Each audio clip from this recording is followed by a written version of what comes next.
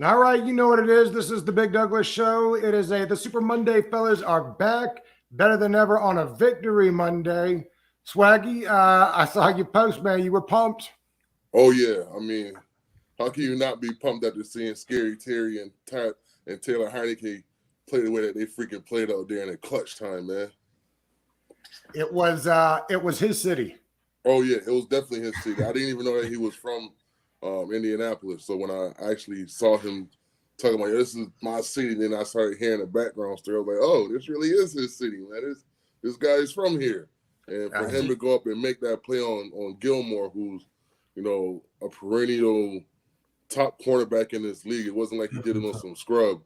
He went up against their best player and made the biggest play of the game in his hometown in front of his family, and that's like a dream come true because I know he grew up watching Marvin Harrison and those guys, and those were his idols. So to be able to do it on that home field where you're from, is no better feeling as an individual. So you didn't watch last week's Opposition Wednesday show, or you didn't know that he was from there.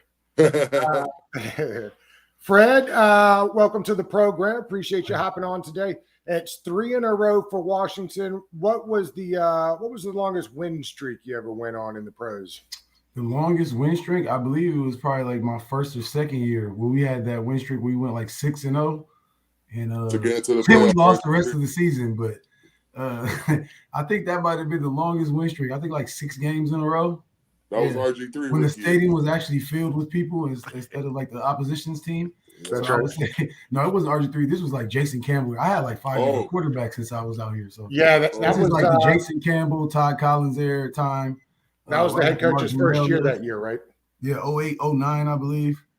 And around that time. And then we went 6-0, and then the rest of the season, pretty much after that. Yeah. I'm trying to remember. Who you remember the name? I'm trying to remember the name of that coach. It was his first year, right? Zorn. We had Zorn because we had Zorn the first 2 years, and he got his coaching powers taken away by Sherm Smith halfway through the second year. That's right. Can you, Fred? I know that I was for the 10 minutes I watched the game yesterday. He was talking about how Cleveland has the most starting quarterbacks since I can't remember the year, and Washington was second. And you just stated you played with 5 quarterbacks. Can you name all 5? Yeah, I can name. I know Todd Collins, Jason, Rex, John Beck, RG3, Kirk Cousins. I even had Cole Brennan too with me. It's Cole Brennan. And I believe Chase McDaniels was even on our team, brother. Chase McDaniels really still in the league. Still collected easy money. Nah, man, collecting that backup money as a quarterback. Colt McCoy too. Yeah, we played, man. I don't know, man. A lot of people have been through the Redskins organization.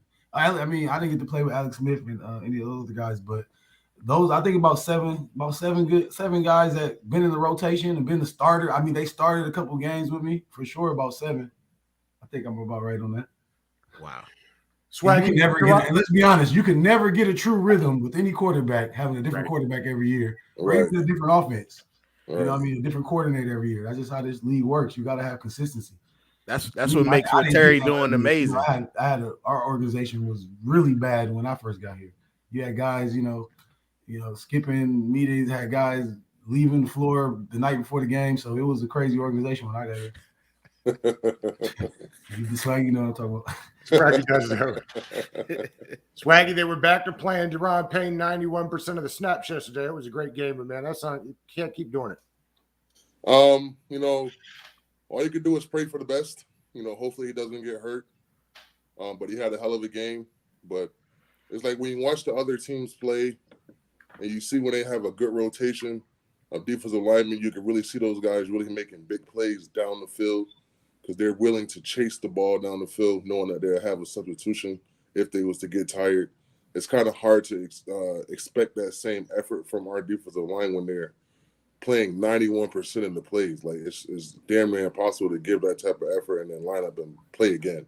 I can vouch for that because a lot of times we lacked in offense and we had our defense. We had some pretty decent defenses that we played with. Definitely with London out there. I think we were like top 10 for a few years. Mm-hmm. But like he said, I mean, if you keep your defense out there, I don't care who you are, man. They're going to get tired. Another guy's going to make a play. It's NFL.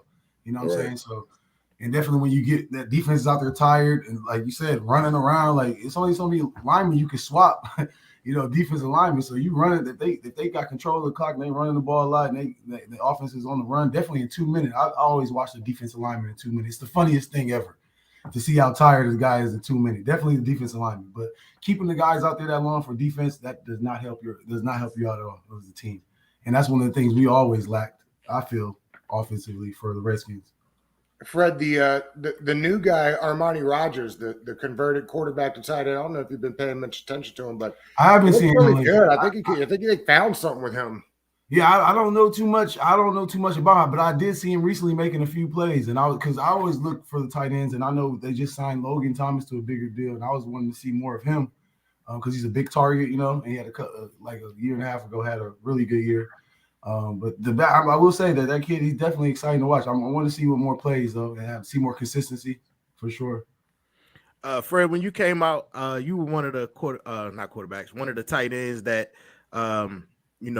ran routes like a receiver, so to speak. And now you have a lot of that these days. Who are some of your favorite tight ends to watch right now? Yeah. Man, for sure, Kelsey. I mean, Kelsey's one of the best. I still like to watch George Kittle. Let me see who else I like. I like Darren Waller. I like that kid Pitts. I think he's going to be the next big tight end for a while to be around. Like you said, it's the game has changed. Definitely changed a lot. Like the game it repeats itself. When you see those big guys like Gronk coming out, I'm more of a 6'3", 6'4" tight end. That was kind of popular for a second. The 6'3", 6'4" tight end that's athletic, that can still run routes, play more of an H-back position. But now you get more of the guys that are 6'7", 6'6", 250, 280. They're going more for those type of guys, like for bigger targets. Man, did you see that? Sleek a little bit, like the Gosecki's from Miami. Those body styles are being more popular as a tight end nowadays. I was more like this 6'3", 6'4" Shannon Sharp, a little bit more heavier though. But like that was more my body style. Did you see that tight end from the University of Georgia? I did actually. They got two of them down there. Oh my Big God. Zero and they don't let you go straight to the league, but both of those guys could have gone straight to the league. The one guy definitely is crushing them. Bro, that Johnny is crazy. I would say I come more though for where the tight ends had to do a little bit more dirty work blocking though. I will say that because coming here when Chris Cooley was here, that's one of the main focuses that they focus on blocking. I actually blocked more defense ends that I shouldn't have been blocking, to be honest with you. And going against that DeMarcus Ware team, like man, he has the longest arms in the freaking world. Like it's hard to get up under his shit. So I would say like we took a little bit. I would say I don't know. There's a couple guys that I do like that block though. Kelsey, I will say, and Greg Kittle, they block really well. But I would say and our guy John Bates does a pretty good job. I mean, John Bates, okay, I'll give you that. Brian Robinson wasn't getting that first down yesterday if he didn't pop that running back on the way around. Yep. That's a little bit something different though. Like a lot of guys do more motion and to help them get off the ball a little bit more, or a little bit more different crackback blocks on zone plays and stuff like that. But you don't get a lot of guys that can do a lot of power blocking like on power runs. So that's something different. Swag, they've done a whole lot more pattern matching type stuff on the defense. When I talked to Sam Fortier from the Post on Friday, he had said that was something Del Rio had worked on in the offseason, trying to do a little bit more of what they do better. They're still not blitzing, I think, as much as you'd like, but some of those man concepts, I think, have really helped them out since they got St. Juice outside. Oh, without a question. I mean, what we're doing is definitely working. I mean, we're winning. You can't get mad at winning. You know what I mean? If we was losing, then I'll be upset. But the fact that we're winning these games and we're finding a way to make the plays that we need to make, especially clutch time, like that gotta have it time. We gotta get off the field, and we've been finding a way to make those plays. Our defensive line every week is just always finding a way to make some type of spectacular play. I would love to see us blitz more, but that's just my personal vendetta. But if it works, if it ain't broke, don't fix it. You know what I'm saying? And right now it's working and we're winning games. Like I said, I didn't see a lot yesterday, but I did see the Jamin Davis play on that the goal line, the fourth down, that run play. And all I was thinking was, boy, y'all was not y'all, but people was ready to throw him out with the bathwater at the beginning of the season. But Right. But then you see them flashes and you're reminded, like, you know, because they said it on the broadcast, he was used to playing side to side, not, you know, north and south. And yeah, it was hard. He runs a 4.4 though. I don't know, man. That's still fast for linebackers. I don't care. oh no, that's but to super say back speed. Piggy Door what he said though, I mean, you do want to see him blitz more, but then you'd have to trust in your secondary more. And I just don't know if the Redskins can do that at this point, which is really hard for them to do. So it's kind of like for a defensive coordinator for Jack, he's kind of limited to what he can do. So like as much as you, but I feel like with the guy we had, like in William Jackson, we paid him a lot of money. He was a press corner. And I feel like that's what he's best at, but we haven't used him in that form yet. Like we put him in a game and we played him off corner instead of press corner, and he's not playing that good as a off corner. Yeah. So if we did press him and then had to play man to man, he'll in be fairness to able the athleticism. In fairness, the league hadn't been beating down Washington's door to sign William Jackson either, for whatever that's worth. Fred, I'm curious, Terry's comment here. Do you remember a quarterback that was like that for you guys, where maybe wasn't the world's greatest, but the locker room just seemed to get all amped up for him? I felt that way with Rex a little bit. I mean, no offense to Rex. I mean, he went to the Super Bowl and everything, but I always feel like people has always doubted him. And I mean, yeah, he will throw that bitch down there, not give a fuck who gets it. But you know, he takes chances. I mean, I'll tell you that. Rex. Yeah. I would say a guy like him. I mean, because you know, when you switch quarterbacks like that during season, like it's kind of hard, you know, for you to be like, oh, we got trust in this guy now. Now he's the different face in the huddle. In crunch time, they have different voices. They take charge differently, so it's kind of hard to have that kind of like, you know, togetherness like that in the huddle. Definitely in the sport where you need 11 guys to do the same thing every play. I would say Rexy for me, because Jason was supposed to be the starter, and when I got here, he was already a year, 2 years in, and solidified himself one of those years with that little playoff run that they had when Sean Taylor died. So for me, I would say it would have to be like the backup of the back. Probably would have to be the guy that they didn't expect. You know, and I would say Rex.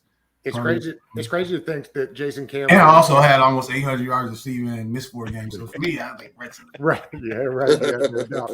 Crazy to think that Jason Campbell and Aaron Rodgers got drafted in the same year. That is crazy. Yeah. And how, you know, Campbell's been out for a minute. Hey, Pooh, real quick, we'll get back to the game, but people ask me all the time where you've been at. You've been on tour. The album came out, wildly successful. Tell us a little bit about how it's been and the reaction to the album. I know has been fantastic. Yeah, tour was different. Hadn't been out since 2019, so to be outside in 2022 is a different experience, but it was dope. Always like seeing people's reaction in person to the material. Went to Europe for a little bit, then toured over here for a little bit. Did you have to ride to one of the concerts in a boat in Europe? A festival. So what it was weird. It was like at this, looked like it was like a beach / park or something. And the main stage, to go from the main stage to another stage, you basically, the fastest way was to take the boat across the water, across the little lake. So yeah, I chose the fastest way. I wasn't about to walk 20 minutes all the way around in the sea of people. So, and the boat went backstage to backstage as opposed to walking with the thousands of people. So I wasn't walking with all them people. The tour goes on pause for a little bit, and then either you pick it back up or a little brother picks it back up in a couple of months, right? Yeah, I'm on pause until March, and then little brother, we go out for 4 dates in March, and then we're gearing up for our documentary full-length movie. That's the other thing I've been doing, is working on that movie. So that'll be out in the spring, I think, of next year. And booting cars, right? And booting cars, baby. I'm the ops, you know what I'm saying? Writing tickets and booting cars, you know what I mean? People always find it hilarious when I tell them that you still got a 40-hour, but hey, look, like to get them coins. I do all types of things when I'm on pause, but I don't mind quitting. Pulled out a gun on you for Get to the bag. Yeah. Say what, Chris? Has anybody pulled out a gun on you for booting their car? Oh, no. I ain't that serious with it, man. Look. Now, I was about to fight this bouncer the other night because somebody parked their Rolls Royce in the handicap spot, and I gave him a handicap ticket. Well, I appreciate, as a man in a wheelchair, I appreciate that. Thank you, my brother, for that. Hey, look, man, you know, he's like, everybody know my name ain't everybody. Right. Fred, are you still on the East Coast, or did you move back west after? So I'm here. I'm quit back playing? and forth. I still go back to the west, but as of right now, I'm still out here downtown DC. Yeah. Nice. I saw you out doing some charity work the other day. Were you building houses? No. They did a alumni thing for alumni, just helping out, just building on the school, just building a park, and building like just putting flowers in the ground. I'm more of a city guy. I ain't never really did that, so for me that was a lot of work. That'd probably be the last flower I put down on the ground for a while. Plant a tree, landscaping. Yeah. It's funny, Fred. Chris tells us all the time that he has become a fan of the team, to root for the team, and it has changed kind of his mindset on the fans from being a player. Where do you stand on that? Do you root for the team? Do you just kind of watch the team? How are you there? Of course, man. I play here. This is the longest team I played for, 6.5, 7 years. So for me, I'm always gonna want to see them win. It just gets frustrating because you a person that's been in the organization or been around it or seen or know football like that, you understand what's really going on, or Right. like little shit that you can't really control. They can't control. Even the players, they wouldn't even know unless they were like when you're playing football, you're gonna believe. You want to believe in. You got to believe. You got to have faith and energy to know whatever you're doing, you got to believe in, even if it might be the wrong thing. Coach might call the wrong play, but I got to believe 100% this shit gonna work. So I feel like the difference between that, and knowing when you're not playing anymore, you get to watch from the outside in. You can kind of see it, I guess, a little bit differently. So I would say that I really hope that they win, but a lot of times, I'll be honest, I already tell myself I go into it kind of negative a little bit because I still don't feel like the pieces are where they're supposed to be, or the pieces that were let go that shouldn't have been let go before, or shit was handled the wrong way in the organization with a lot of different guys. In my opinion, like Trent Williams, you know what I mean? So, there's a lot of different players that left this team, and they always somehow end up doing well or even better. And that should be a problem because, you should be keeping the guys that actually Especially the ones you draft. It's hard to find guys that are consistent. So if you do have a guy like that, I don't understand why you let him go. So. Yeah, that Trent Williams thing, that was sad. But it's stuff like that. It's like I could go down a list of players that been on Super Bowl teams after they left here. You know what I mean? Or just played a better, or got a better deal, or whatever the case is. But that's usually what happens. So I guess that part makes it upsetting a little bit. And then when you go to the games, you want to go to a winning. You want to go to the organization where the fans are into it. I remember coming into the stadium, it's 100,000 on a preseason game. So for me, I'm just looking at it way different. Just the energy is depleted. Maybe rebranding helps, but all that really helps is winning. And that's what we all know, that winning helps. And maybe a new stadium might help, but at the end of the day, winning, that's the most thing that needs to happen. I think it was the Kings of Comedy that said there's a big difference between hoping and wishing. And we do a whole lot. Yeah, I don't hate on the team. I definitely want to see them win, man. Because I see what it's like. I've never got to experience DC when the football team wins. I see what it's like when the basketball. Well, no, actually, I didn't see basketball, but the baseball and hockey team. Baseball, yeah. You know what I mean? But I never get to see the other sports like the basketball or football team win here. I would wonder to see what that would be like. Yo, hey, Fred, I was trying to tell him the year we made it to the playoffs with Kirk Cousins, and I think we won the division in Philadelphia that year. Yeah, I was mad as fuck. I tore my Achilles. I swear we would have won. I feel like, I know this sounds like some cocky shit, but we had no tight end play that game. Bro. And to be honest with you, I do good against Seattle. I match up well against them. Even earlier in that year, I had 100 yards receiving, only off of 5 catches and a touchdown. Right. So for me, I like playing against Pete Carroll because I played against him. So for me, I was mad as hell I couldn't play in that game. Yo, and I had to sit out that game. That's the only playoff year I've ever had with the Redskins. So that year when we had clinched and made it home, when we got back at it was 2:30, 3 o'clock in the morning, our whole stadium, our whole parking lot was packed with fans. And I was like, oh my God. You would have thought we won a Super Bowl. And all we did was make the playoffs. You know what I'm saying? I was like, bro, if we actually fans are hungry. Playoff game, if we actually go to the Super Bowl and win in the Super Bowl, DC will go crazy. Real crazy. When I wanted, that's what I feel like that's needed too, man, for sure. Yeah, football brings a lot of people together. So I feel like in the moments right now, I think that would help. But yeah, I would love to see that, man. DC go crazy. I heard the RFK was crazy back then when they were winning. The stadium might have not been the best stadium, but you could feel the energy shaking. Yeah. DC on fire. Everybody happy to be a Redskins fan if you're not a Cowboys fan, which I find to see a lot of them out here. But I feel like I would love to see that. See, Pooh and I are old enough to remember when they were good, which is probably why we're still hanging on. You know, we got hanging on by a string. You guys left, man. You got hanging on by a string, baby. Hold on, Pooh. We got that little taste of their hook, and now Pooh? we've been waiting ever since. I'm 42 years old, man. Oh, well, you're a little bit older than us. A little bit. Yeah. 42. 42. Yeah. That's all right. And let's see. Fred, what do you think the people tell me all the time they're out on the offensive coordinator. He's got good times and bad times. Where are you with the offense that they're currently running? It doesn't matter as much as we, the fans, say it does. I mean, it's kind of hard when I say. I mean, when I watch it, and I'll be honest, a lot of times I'm watching the game, I'm probably having a drink and talking shit. So, I mean, I just find out. I just feel like there's a lot of there's still a lack of even on the line to me. I still feel like there's some inconsistency.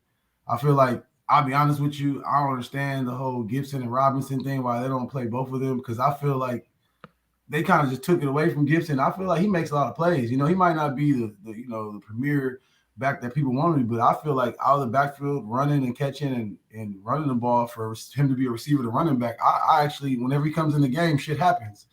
I feel like they're trying to force too many things. I feel like they're probably not even getting to open up their playbook like they really want to. Definitely when you were making plays for Carson Wentz, and now you got to go back to what you're doing with Heinekie. So it's a lot of different variables in that question, but I would say, I mean, after 3 wins, you got to give him a chance. You got to give him a chance to see what you do with Heinekie. I mean, Heineke's coming off of 2 wins. I feel like you just got to at least give him. I think you should still give him a chance. Now, if they win the next couple games, then you're really going to be in a different position. But then there's going to be some kind of quarterback controversy because Carson Wentz will be. Because from what I'm told, when Carson Wentz is ready, it's his job to have back. So yeah, exactly. So then that's gonna be another thing that divides the locker room right there. I mean, just think about that. You're winning with some players right now. You give them some energy. They're feeling it. The players going to practice feeling good. He know this too. Bake know this playing with me. Like we know, like that shit means something. Then you instantly they come off 3 wins and you like, all right, fuck it. Let's go to the next guy. Back to Carson. And I mean, not saying he's not a good player, but just what he hasn't won. So I mean, that's all that matters at the end of the day. It doesn't matter what you did in 2017. Doesn't matter what you did for the Colts. You know what I mean? You playing for the Redskins. Excuse me, my bad. Commanders. I'm a desk kid, my bad. So for me, I just feel like that's what matters, and I feel like it divides shit because it's just a problem. Because then you get on accord with one quarterback, and then now you got to get back to next to this other rhythm. You know what I mean? It's your job to do it, but it's just the coaching staff will counter that by saying, the Wentz only got 6 games and it's his first year in the system. I mean, does that make sense to you, or it's like, well, I don't care about that, right? I don't care about that. Heinekie, I feel like as a professional, and definitely it's not like he's a rookie. He's a guy that's been in this league before. He knows what it takes to win in this league. He's played at a high level, so I know that does play a factor, but I mean, we're all getting to know each other, getting to know new coaches, new players. That all plays a factor. If that's the case, I mean, I would still have an excuse for everything then, for him throwing to a new receiver. I mean, having a new lineman. I believe he's supposed to. I believe as a professional and definitely the quarterback. Yeah, I feel like you should be prepared. Yeah, and Heinekie we trust. What I do like, Heinekie just winning, man. Did do a little bit more of the 20 personnel where we did use 2 backs a couple of times yesterday in the game, and it was very effective because you didn't know if we were going to motion, run an option play, if we're going to motion that running back out and give him a quick swing pass. And every time we went 20 personnel, we did really good. I feel like we got to implement that more in our offense because it's very hard for a linebacker to match up on a running back that can really run routes.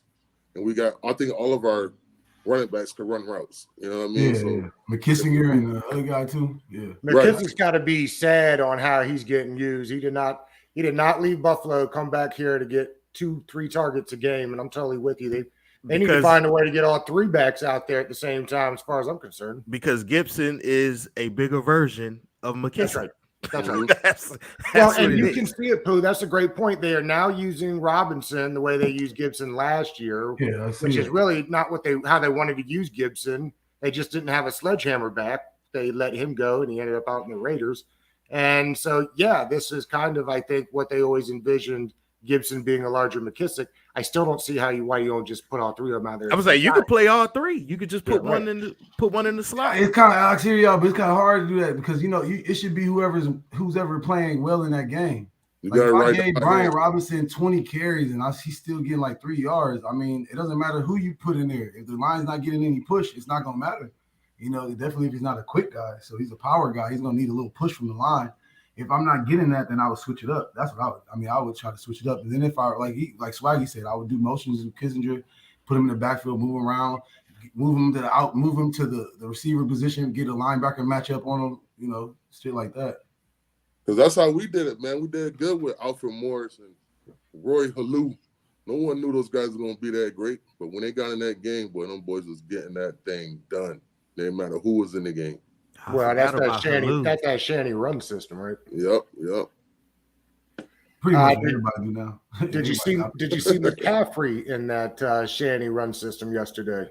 Yeah, that's like Shanahan. That's the type that Kyle. That's what he loves to do, though. That's what he wants to do. He wants to create matchups. He doesn't care about one player eating. Like if you're gonna eat, you're gonna eat today. If not, oh well. It's about me getting these matchups. If I know I can get Christian McCaffrey on Bobby Wagner 4 or 5 times, fuck yeah, I'm gonna do that because I know he's gonna outrun him or he's gonna do something else. Or if I could put him against like a safety that I know slower than him on a wheel route, or so that's what Kyle likes. That's what he likes. He likes that type of stuff. So his first game playing, he had a reception for a touchdown, he had a run for a touchdown, and he had a pass for a freaking touchdown. Pass for a touchdown too, yeah. That is amazing. And he rushed for almost like 90-something yards too. Right. I'm like, damn, I should have picked him up in fantasy if I knew he was going to get traded. Hey, look, he went to the perfect coach for him. The perfect coach. The perfect coach. And he's back in Cali. That's where you want to be from. Yep. So he happy, man. That's what a happy player looks like. Right. He wasn't getting that at the Panthers just 3 weeks ago. That was not happy. Oh no. And I told people, not happy. Shanahan makes average running backs look great. Now he actually has a great running back to put in the system. It's gonna be phenomenal. San Fran is gonna be something to reckon with. Yeah. Fred, I assume he was the best schemer on offense that you played under. That I've ever had, probably definitely in the league, yeah. Because he tried to put different guys in different positions for sure. Yeah. I mean, a lot of times I feel like Coach Shannon felt like he lacked personnel. That's what his whole. Because I used to hear them talking shit in their media room. They think that they didn't have the players to play a lot of their offense, which I don't feel is true sometimes.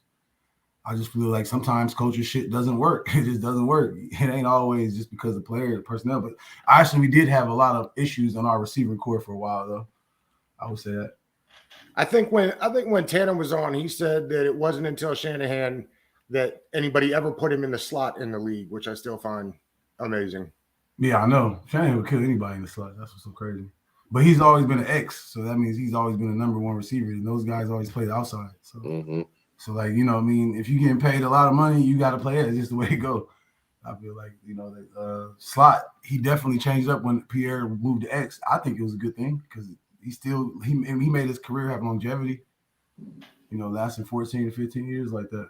Yeah. Those legendary slant plays, I wish we'd start running a little bit more of those now. You can see when they finally let Terry drag a little bit. I mean, there's nobody running with him step for step right now, I don't think. And you could see the separation on Gilmore in this last game. And Gilmore's a perennial corner. He's no slouch. Oh, ain't no doubt. Chris, the defense again came to play. I mean, they're on a heater, and Jonathan Allen may be the second, third best defensive tackle in the league right now. No question about it. I mean, Payne too. I mean, I can't take anything away from either of those guys. Jonathan plays good, and Payne plays just as well. It was one play that he made. I was like, I've always been under the coaching systems where they hate when you spin during the run plays. And one time, Payne had a ill spin move and smacked the running back in the backfield. I said, bro, this guy is phenomenal. And those two together, they work great. I feel like one is not better than the other. I mean, you can make an argument for each, but the fact that we have two that compete at an all-pro level is amazing. We got to find a way to keep them. Payne want that bag. He got to get it. He want that. He want the big bag. And he deserves it. And that's the hardest thing to see what happens when that defensive line is broken up, because that defensive line that was put together a couple years, they're supposed to win right now, because you're not going to be able to keep all those guys and pay all of them. Not Sweat, not Chase Young, and all. Nah, there's no way. See, I'm with you, Fred. I think it's tough to. Why on earth would, and I feel bad for even talking about this right now because it's a Victory Monday and it feels sad to say this, but why would Payne take any less than the $19 million a year that Jonathan Allen's getting sitting right next to him? And how can you pay him? Because when Montez Sweat is up, he's going, what do edge rushers get? 22? He'll get something 23? Mm-hmm. And same with Chase.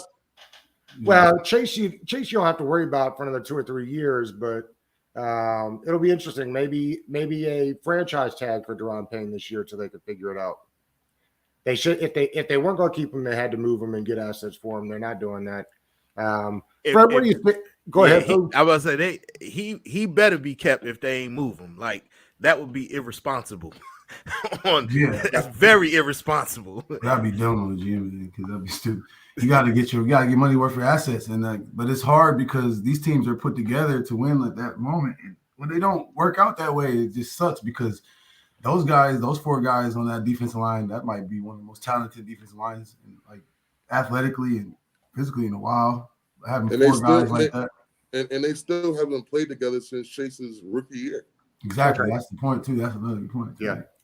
Well, and it's kind of why I always say it's tough when the GM and the head coach is the same person, right? Because the GM's supposed to be looking towards the future, collecting assets for players while you can, if you know you're not going to pay them. Head coach's job is to win right now. Yeah. So, like, where is the intersection of what Ron's trying to do right now? They need Daron Payne, particularly with the depth. With Mathis out, they got no D-line depth. That's obvious with Payne playing 91%. So you'd like to trade him, but you're still trying to win right now. And so it's tough when it's the same guy. That's why nobody in the league does it outside of New England. Well, Bill Belichick. I mean, he's it. Bill Belichick's the only guy that does both jobs. Even Andy Reid, when he got the job, went out and made sure he had a head coach to pick the players and get the players, because you just can't. It's not, the game's not built to have the same person be doing both. And it's funny, Fred, you mentioned that earlier. I mean, they've got Jay Gruden on the radio station in town now, and he said it. We're going to play Kirk Cousins on Sunday. They let him walk out the door for a conditional 3rd-round pick. You talk about Trent Williams. I'd suggest letting Kirk out Kirk for too. third rounders. Insanity. I mean, that whole draft pick, no offense to RG too. I mean, if you think about it, that set the organization back a lot. 3 first-rounders for Robert. Yeah, that's a lot. Robert said he's ready to come back and play right now, Fred. Oh, yeah? He said, well, actually, give me a call. I'm ready. Robert need to stay in that booth at ESPN, man. Yeah. He looks better than that. Stay on that booth. He's good on TV. He's very good on TV. Getting better, too. Stay there. Yeah. I always felt that would be his lane anyway. He seemed like the type for that lane. Yeah. Fred, what was it like when Kirk started ascending on that team in the locker room? I mean, to be honest with you, I ain't a cat. And I like RG, and I fuck with him. He's a good dude, but I knew in my mind. I would say this too, that they ran 2 different offenses. When RG was in, it wasn't the same offense that they would put in for Kirk. So I can't really say that he couldn't do what Kirk could do, but we knew it was evident Kirk's precision, his timing on plays, and the way he reads was way better pocket passer-wise than RG was when he first got there at the first training camp.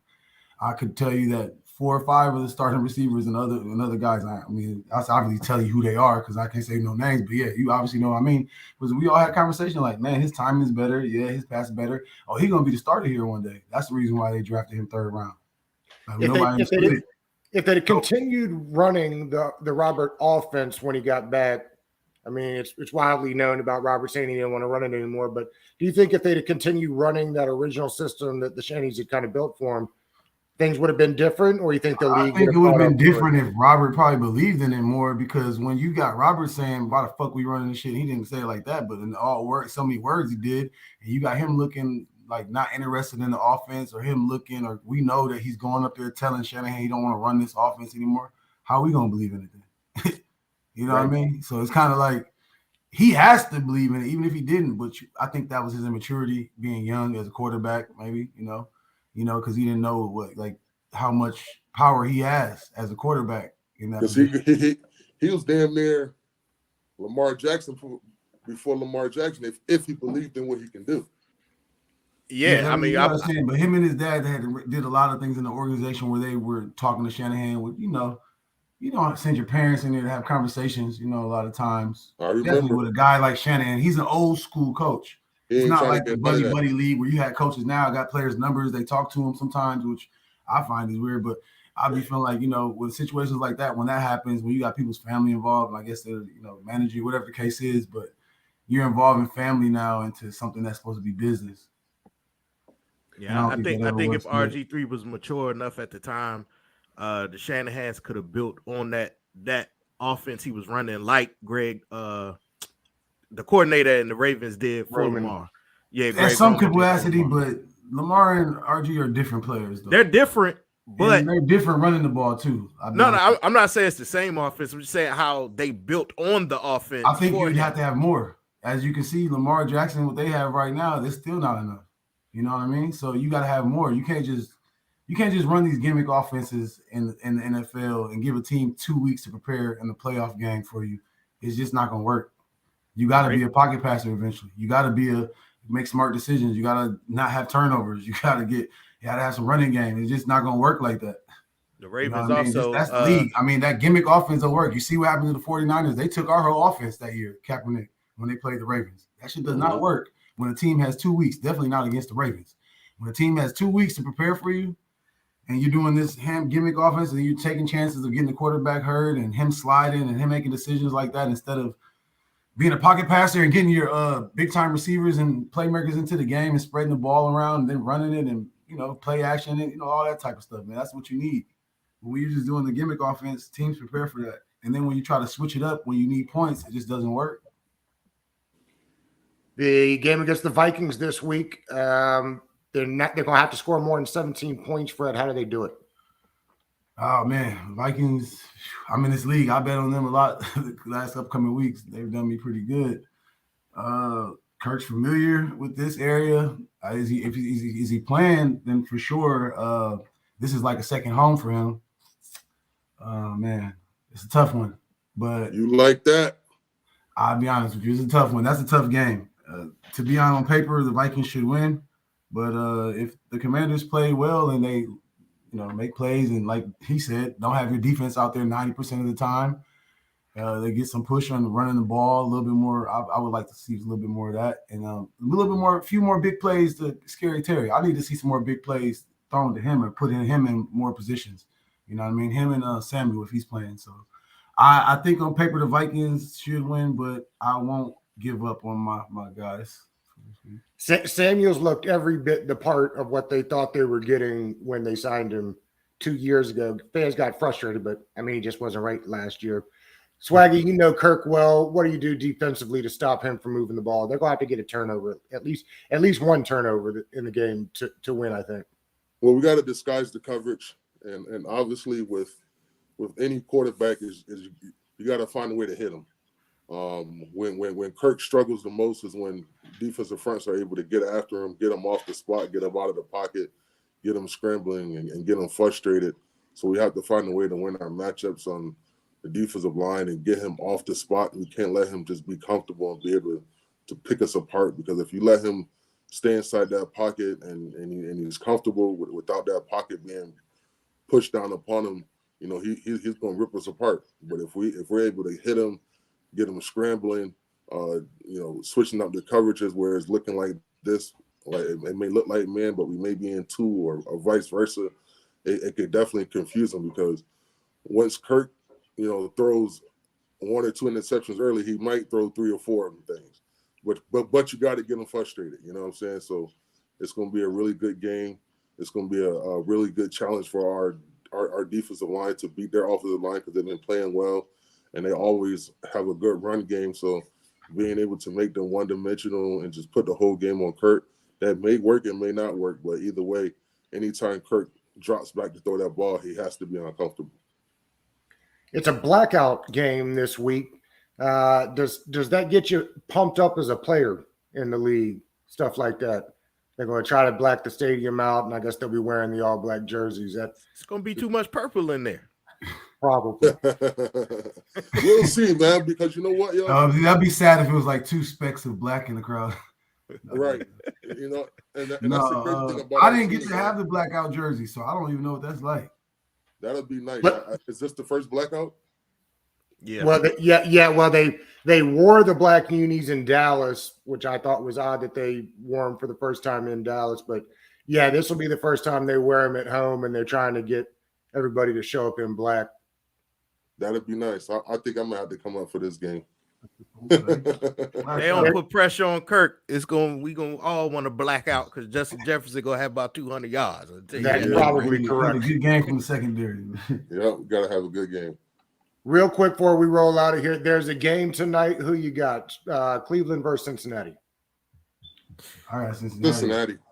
I got Cincinnati, but I think it's gonna be close because there's no Jamar Chase. And, Jamar Chase, I'm saying? yeah, Well, that's true. I forgot. Yeah. It sounds like he's out for the year. he's out. Oh, shit. It's the year now. It was 4 to Well, 6. it's the hip, and they hope because he's a freaky athlete, he'll come back soon. But that's a lot of faith to have in one man's hip compared to another man's. But they have Apparently, a lot of good usually the hip receivers, injury would sideline you for the year. No, they do. They have Boyd, they have Higgins, but Jamar Chase was something different. Yeah. Jamar Chase is definitely something different, but It's something a lot of times when you see guys like Boyd and the other kid, this is their time to really step up because Chase is not going to get as many balls. So they may even be more effective now that Chase is out of the game.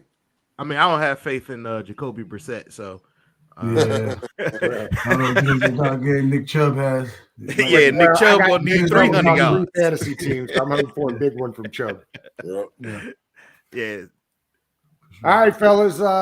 Victory Monday. We love them 3 in a row. Let's hope for a 4th one. Fred, appreciate you hopping on today, man. I had a good time. Appreciate it. And you two fellas, we'll see you next Monday. Yes. All right, guys. All right, guys. See you later. All right, Peace. thanks.